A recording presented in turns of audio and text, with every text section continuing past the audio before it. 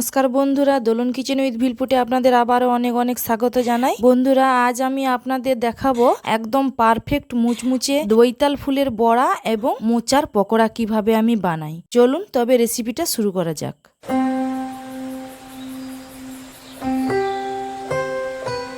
দেখুন বন্ধুরা, বৈতাল ফুল তোলার জন্য আমি বাগানে চলে এসেছি। ফুলগুলো এবার আমি গাছ থেকে তুলে নিচ্ছি।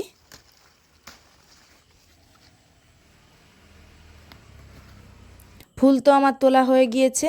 এখানে কিছুটা খেসারির ডাল আমি ভিজিয়ে রেখেছিলাম এবং কিছুটা বাটে আতপ চাল আমি ভিজিয়ে রেখেছিলাম।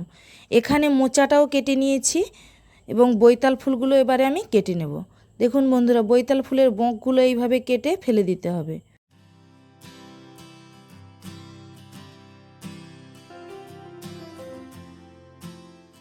ফুলগুলো আমার কাটা হয়ে গিয়েছে। এবারে মোচাগুলো আমি নুন হলুদ মাখিয়ে রেখেছিলাম, সেগুলো জল দিয়ে ভালো করে ধুয়ে নিচ্ছি। মোচাটা আপনারা চাইলে হালকা করে ভাপিয়েও নিতে পারেন। আমি এখানে ভাপাইনি, নুন হলুদ মাখিয়ে রেখেছিলাম, তারপরে ভালো করে ধুয়ে নিয়েছি যাতে এর কষ জলটা বেরিয়ে যায়। এবারে ডালটা যে আমি ভিজিয়ে রেখেছিলাম, এবার ডালটা আমি শিলনোড়াতে বেটে নিচ্ছি। আপনারা চাইলে মিক্সিতেও বেটে নিতে পারেন। বন্ধুরা, আমি আমার আগের ভিডিওতে মোচা ছাড়ানোর রেসিপি করে রেখেছি, আপনারা অবশ্যই সেখানে দেখে আসবেন। দেখুন বন্ধুরা, মোচার বড়া বানানোর জন্য আমি মোচার উপরে ডাল বাটাটা একদম বেটে মোচার উপরেই তুলে নিয়েছি। এবারে বৈতাল ফুলে বড়া বানানোর জন্য আমি প্রথমে আতপ চালটা বেটে নিচ্ছি। এটা কিন্তু সেদ্ধ চাল নয়, এটা আমি আতপ চাল ভিজিয়ে রেখেছিলাম। বৈতাল ফুলের বড়া বানানোর জন্য আপনারা এইরকম আতপ চালের বাটা দিয়ে বড়াটা করবেন। বড়াটা সত্যি খুব টেস্ট হয়। আপনারা চাল না বেটে আবার চালের গুঁড়োও দিতে পারেন। চালটা আমার বাটা হয়ে গিয়েছে এবং বাকি ডালটা আবার ওই চালের সাথেই বেটে নিচ্ছি।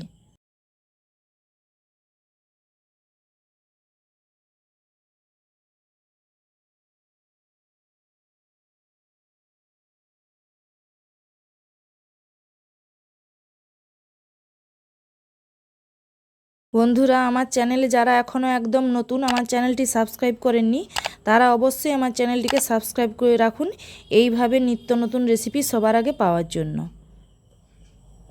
চাল ডালটা আমার বাটা হয়ে গিয়েছে, এবারে বাটিতে তুলে নিচ্ছি। এবারে দিয়ে দিচ্ছি পরিমাণ মতো লবণ, হলুদ গুঁড়ো, শুকনো লঙ্কার গুঁড়ো। এবারে এইটা আমি খুব ভালো করে হাত দিয়ে ফেটে নেব। বড়া বানানোর জন্য ডাল বাটাটা খুব ভালো করে হাত দিয়ে যত ফাটবেন বড়াটা তত বেশি ফাঁপা হবে। বন্ধুরা, আপনারা বেসন দিয়েও এই বৈতাল ফুলের বড়াটা করতে পারেন, কিন্তু বেসনের থেকে এই ডাল বাটা দিয়ে যে বড়াটা, এইটা বেশি সুস্বাদু হয়। এবারে বৈতাল ফুলের বড়ার জন্য ডাল বাটাটা তো আমার ফেটানো হয়ে গিয়েছে। এবারে মোচার জন্য ডাল বাটাটা আমি মেখে নিচ্ছি। মোচার উপরে ডাল বাটাটা তো দিয়ে রেখেছিলাম। এবারে নুন এবং হলুদ গুঁড়ো ও লঙ্কা গুঁড়ো দিয়ে ভালো করে হাতে মেখে নিচ্ছি।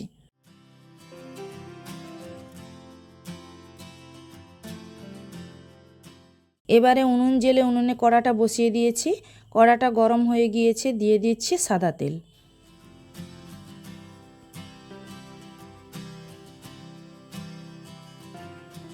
বন্ধুরা, প্রথমে আমি বৈতাল ফুলের বড়াটা ভেজে নেব।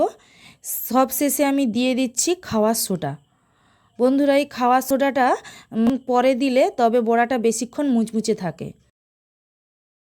প্রথম থেকে আপনারা যে কোনো পকোড়া বানানোর জন্য যখন বেসন বা ডালের বড়া মাখবেন, আপনারা খাওয়ার সোডাটা এইভাবে একটু ভাজার সময় সাথে সাথেই দিয়ে দেবেন, আগে থেকে মাখিয়ে রাখবেন না। দেরি করে দিলে তবে ভাজার পর বড়াটা অনেকক্ষণ মুচমুচে থাকে। দেখুন বন্ধুরা, তেলটা তো খুব সুন্দর হয়ে গরম হয়ে গিয়েছে। এবারে আমি একটা ফুলের মধ্যে ডাল বাটা মাখিয়ে তেলের উপরে ছেড়ে দিলাম।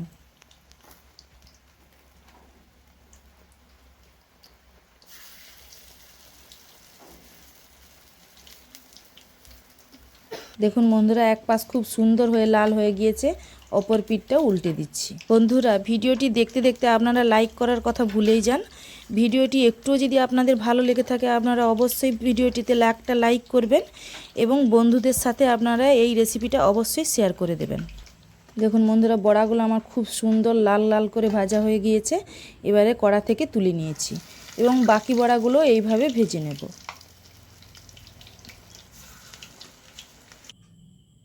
সব বড়াগুলো আমার ভাজা হয়ে গিয়েছে, এবারে তুলে নিচ্ছি। বৈতাল ফুলের বড়াগুলো তো আমার ভাজা হয়ে গিয়েছে, এবারে মোচার বড়াটা ভেজে নেব। দেখুন বন্ধুরা, এইভাবে ছোট ছোট করে ছেড়ে দিচ্ছি। আমি কিন্তু এতে পেঁয়াজ দিইনি, আপনারা চাইলে পেঁয়াজ দিয়েও খেতে পারেন। বন্ধুরা, আপনারা যদি নিরামিষ দিনে খেতে চান এই রকম পেঁয়াজ না দিয়ে এই রকম ভেজে নেবেন, তাহলে নিরামিষ দিনেই আপনারা এই রকম পকোড়া ভাতের সাথে খেতে পারবেন। গরম গরম ভাতের সাথে গরম গরম ডাল এবং এই রকম যদি কুড়মুড়ে বড়া ভাজা পকোড়া থাকে তাহলে আর কিছুই লাগে না।